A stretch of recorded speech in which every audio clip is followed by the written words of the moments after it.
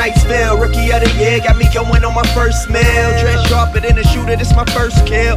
Fresh to death, I swear I'm in a hearse still. Limo tent when I ride, drunker than a bitch, I don't think I'm gonna drive. We just gonna kick back and let the vibe take over. You're looking for a star, baby girl, I'm a supernova. Outer space, say word to Pluto. Grab a little cranberry, mixing it with Nuvo. She took a few Patron shots, chasing it with orange juice. The whole room hot, word to the homie Coos.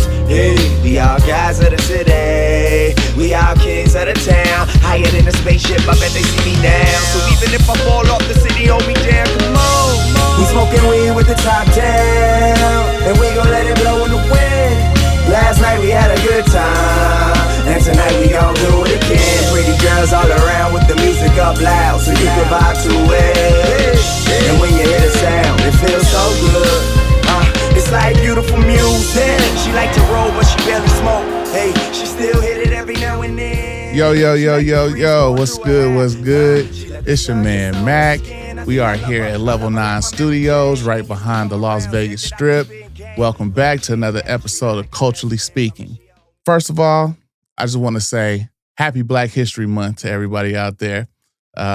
We've been celebrating Black history about 100 years here in this country, and I just want to give a shout out and show my gratitude to all the ancestors, the freedom fighters who came before us, paved the way. I'm making my goal to make Black history every day. I feel like what I'm doing here with this podcast, the way that I lead as a father, lead as a husband, the friend that I am, the businesses that I'm involved with, every day I go out and I make Black history. You should do the same. Celebrate yourself, celebrate the culture, celebrate the pillars that we are standing on top of, the shoulders of the ancestors we're standing on top of, and be proud of our culture and our history. Happy Black History Month to everybody. I wanted to get a little more acquainted than I did in the first episode, just give you a little bit more background so you know who you're rocking with. I, like I said, am a lover of hip hop and an avid lover, listener, fan of the culture. What really got me started is just getting into the music early. I was raised in a Christian household. My grandma wouldn't let me listen to the explicit lyrics in the house, so we would only be able to listen to MC Hammer, any commercial rapper at the time, but she wasn't really having the Eazy-E's and the NWA. So when she was away, that's how I was able to get my listen in with my older sisters. When we were in high school, my crew of guys, we used to always say that when we got done, we were going to start a record label. I was going to be the business behind it. I was supposed to be the West Coast P. Diddy before the incident, before the freak-offs and all that came out, the Dame Dash type figure. A couple of my boys was rappers. I had a couple friends that did beats, one that wrote songs. So our goal was to always have a record label as a crew. We started a label back in 2000 called Empire Inc. Records. And in 2002, we put out a single. We had back in 2002, it used to be a spot on the Strip called Club 7. Right now, where City Center sits, right there on Harmon and Las Vegas Boulevard, used to be a club called Club 7. My boy did security there. He threw the alley-oop. We was able to throw our release party there. We always tried to do it bigger than what any other guys in Vegas was doing so that we can have a status, show that we was really trying to be like industry guys and we wasn't just local dudes. But it was a cool party. We really turned it out that night. Everybody showed up. We had a great time. We started to really promote the label. We fell out as people do. About 2 or 3 years later, we didn't make it through what we was trying to do. So in 2002, I started Immaculate Productions Music Company. And at the time, I was looking for rappers to manage.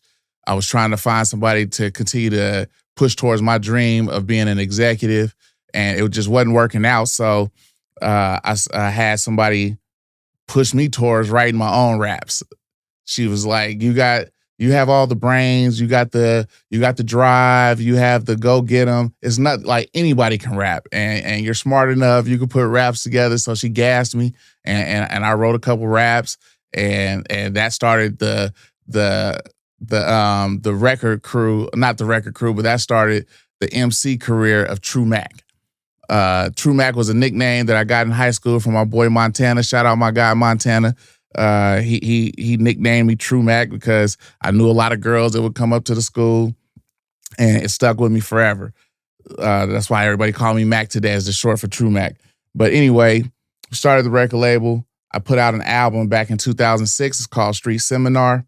We really didn't do a lot of promotion. It was just to get it out and to say that I did it. I had no aspirations to really feel like I was going to go on this multi-city tour or anything like that. I just wanted to put an album out the way that it should be done, to show the naysayers and the detractors that I could do it all by myself. So it was a little ego involved, but we still got it out. My crew, my partners that was with me, we did photo shoots, we did studio sessions, we did videos. My guy that's behind the camera right now, Scott Vera. If y'all don't know about Scotty and Level 9 Studios, Scotty is the illest MC to ever come out of Las Vegas. He just hung up the mic and he's on the bigger things, but he made beats too. He did a couple beats for my album. Scotty jumped on the mixtapes with me, and I felt like that gave me credibility at the time. I had Scotty on my shit. So and it was Fresco back then, and then he converted to Scotty Spitz, but he always had the ill rhymes. He always had the dope beats. And when I felt like I could get on the song with him, I felt like I reached my peak and I was good. So I moved out of that into artist management. I signed a friend of mine. His name's King Vay, Vajon Hill. I signed King Vay. Vay is a music producer. He's a drummer. He's an instrumentalist. Vay can play anything that he puts his mind to, and he makes some incredible beats. He had a group of guys that he put together called the Avengers. We had a bassist. We had two keyboard players. We had a guitarist. We went and recorded a demo over at the Palm Studio called Live at the Palms with the Avengers. Had a saxophonist come in. My guy Marion Wright. That was my younger brother, DeJuan Jackson. Rest in peace. That was his best friend coming up. Marion Wright came and spit an ill rhyme. It's called Material Chicks. Radio Ramon, he came through and blessed us. I ended up signing Radio Ramon as an artist that I managed. Radio, that's the track that we did this back in 2012, the track that you hear on the intro, Beautiful Music. That's Radio Ramon with the Avengers playing the instruments behind that. Back in the day when you had a record label, you had to have a clothing brand, right? So I started Immaculate Pieces Clothing to go along with Immaculate Productions. And that's how I got to where I am today with the clothing brand. We really pushing out with the golf apparel right now, the King of the Green. We still got streetwear. We just trying to make our name known and get it out there to everybody. What we do in leisure time, I've been married 18 years to my beautiful, supportive, loving wife. I call her Baby Cakes. The love of my life, the support system. I'm here right now because she pushed me to come do this. And I'm just so forever grateful to the man upstairs for putting it in my life. But we've been married 18 years. We got 4 kids. So in our free time, we like to go hit concerts up. Last year, we got to see Big Snow. Snowman came to Vegas with the orchestra, the 101-piece orchestra, and it was by far the livest concert I've ever attended. My boy Jay Nasty was there with me, got me toe up. I was in there chain swinging, dope boys going crazy, getting it all. Like it was the very best concert. And we seen J and B live together on the run. And until we saw Snow with the orchestra, we seen Nas with the orchestra, but it was just different with Snow because the shit that he played was more like my lifestyle. Back when I was running the streets for a minute, it really resonated, took me back to that time, and he just put on a great show. We're going to switch gears and get off my history. Hopefully y'all getting a little more acquainted, know who you're dealing with, know who it is bringing this to you so you know it's really from the heart. Hip hop is my thing. I keep telling y'all how much I love it and just the culture of it. I just really want to come give my perspective. So, but we're going to switch gears and shout out to my sponsor. It's my sponsor this week is Customized by Hustle. He does custom rugs, custom apparel, custom uniforms, business cards, hats, whatever you need to get for your business, for marketing, whatever you need for your brand to make it go, you can hit up Customized by Hustle. He's on Instagram at Hustle Customs, and you can check him out. He's always doing pop-up markets where you can come check him out and you can put in an order, get you a customized rug. You need some shirts or some merch coming up for your show. Hit him up. He'll get it customized for you, work with you. Prices is great. I know this guy personally because he's my son. Check him out, though. Customized by Hustle. Now we're going to switch back to this hip-hop culture of ours. The Grammy Awards was a couple weeks ago, and I was wrong. I had Clips winning the rap album of the year by a landslide, and we didn't get that. But the Clips did get Song of the Year with Chains and Whips with Kendrick Lamar. K-Dot did it again. Shout out to Kendrick Lamar, man. He just making history for hip hop. You can't hate on it. You can't deny it. He does his thing. He deserves all that he's getting. In back-to-back years, he's won 5 Grammys. I don't think that's ever been done before. Shout out to K-Dot and his assistants. His feature on the Clips, Chains, and Whips, I believe, helped them get their Grammy.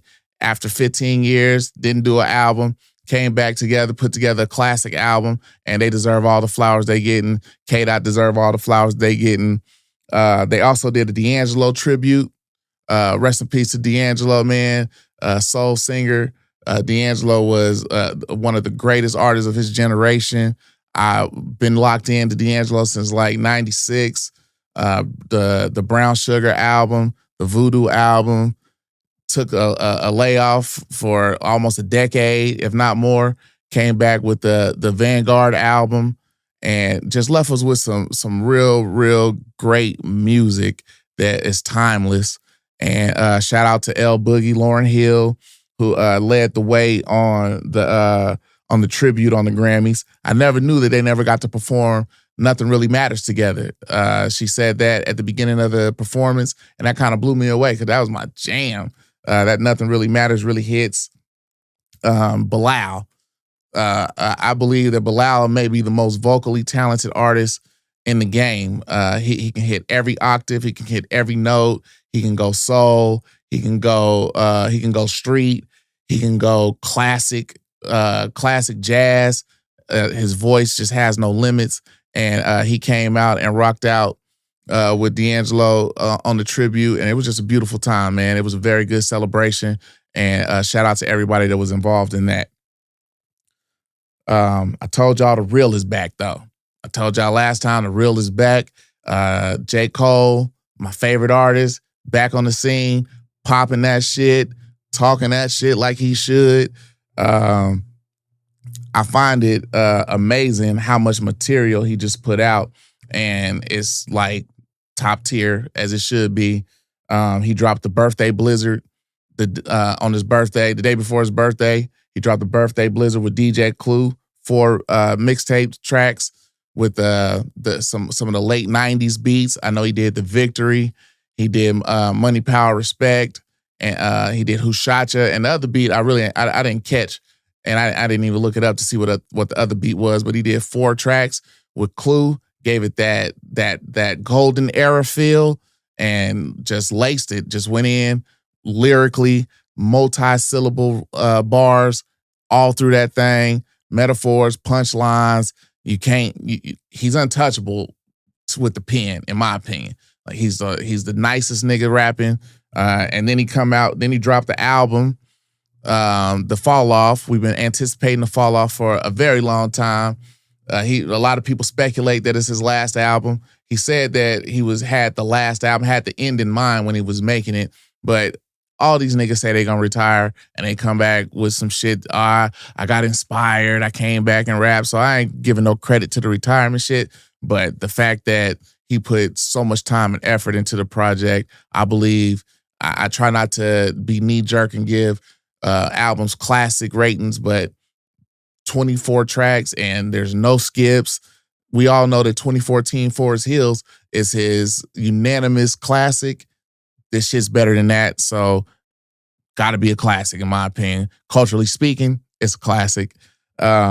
He got the track Poor Thing, where he just ripping inside out. The 39 intro is one of my favorite tracks. He come in on some alternative punk rock shit and then give you like 34, 40 bars of heat. He finally he helped Alchemist reach one of his goals. Alchemist said last year sometime that Pluto was one of the artists that he wanted to work with. J. Cole got the collab with Future and Tim's on the and it just goes crazy, bro. What's the name of that track? Run a Train. Fuck the world, let's run a train. Yeah, that's my shit. He really go in on that. The What If is got the internet buzzing because he talks about what if Pac and Big would have apologized to each other. And it was real clever what he did with that because he just, he apologized to K-Dot and he's saying maybe they would have worked it out. Maybe they would have had a better life. Maybe they still be here had they apologized and the shit didn't go so far because they started out as friends. They had love for each other. And in the end, the rap beef or whatever was involved that got them at odds, it was the cause of their untimely demise. So I feel like he hit the bottom of the ocean on that. The Life Sentence, he come back with that DMX. How's it going down? He sampled that for the hook. Murder Game, this talking about, having a life sentence with his wife. I do life with my wife every time somebody asks me. And so I really can relate to that. Just doing life with your wife. The Game dropped a mixtape. Every movie needs a trailer. The mixtape with DJ Drama. He dropped it last month in January, but he came back with a part 2 right the first week of February. And I I posted to the net that Game is rapping his ass off. We have a discussion online where people always talk shit about Game. They always got the red rose, white ceilings jokes, but lyrically, Game ain't never dropped a whack album. Game is trying to cement himself as the king of the West Coast. He claims he's the best nigga to ever come out of Compton. Kendrick give him a run for it. He told Kendrick, if you the best, then prove it. I don't believe he want them problems, but at the same time, Game don't give a fuck. He'll take problems with anybody because he can back it up. The nigga really raps his ass off. Like he got the multi-syllables. He got the content. The beats is just nasty. Mike and Keys did them a solid and put their time in, put their magic together to give them the beats. I see that Problem, Jason Martin, got his hands in there. Problem is one of the most underrated dudes out west. He be having his hands in a lot of shit that's going on. And from what I understand, he a solid nigga. And but yeah, he has some production credit on there too. And Game got the joint Chrome Hearts, which I feel is the nastiest beat that I've heard in 2 years. I don't even know what's better the last 2 years, but I'm gonna just say 2 years. Chrome Hearts is a nasty ass beat. The Coast Guard, where he just talking about protecting the West Coast. It ain't gonna be no attacks made that he ain't ready to respond to. He got the joint Real Niggas, where he featured 21 Savage. Shout out to my boy Mike Garay. Mike used to be a fan of 21 early, and me being so hard on lyrical prowess and lyrical content, I could never fucking listen to 21 Savage. He's grown on me though. I hear 21 on some hooks, and he really be laying shit down. And he provided the vibe with the beat on this on that Real Niggas track. And one of my favorite tracks on the joint is called Tricks. This is on the part 2, the ending credits joint. It's called Tricks, where Game is just using this creative shit on this one. He flowing like a 1995 mid-90s Drew Down. That's the flow that I get from it. The song is really a remake of My Mind's Playing Tricks from the Ghetto Boys, where he just having imaginations, having these dreams of some bullshit that's going on, and he just give a vivid story where he just paint a picture of his day after having these weird dreams. And I just one of my favorite tracks on there. And then he got Brick by Brick. Game has always had a real lyrical flow. I don't even want to call it East Coast, but that's what most people tend to call it, East Coast flow, because it's just real lyrical and it got the metaphors and it got the punchlines and the multis and all that.